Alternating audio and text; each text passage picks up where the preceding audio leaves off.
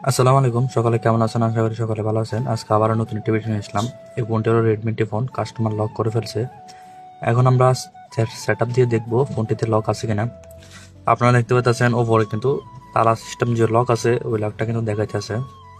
এই তো আপনারা দেখতে পাচ্ছেন ফোনটিতে সেটিং লক এবং জিমেল লক আছে।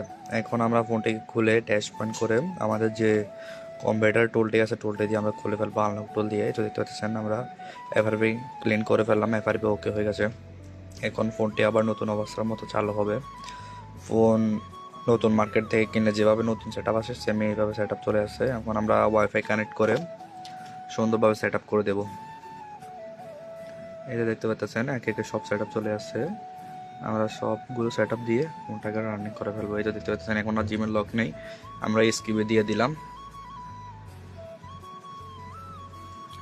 এই যে দেখতে পাচ্ছেন ফোনটি আমাদের এখন 2 মিনিটের মধ্যে চালু হয়ে যাবে। এই যে দেখতে পাচ্ছেন আমাদের ফোনটি চালু হয়ে গেছে।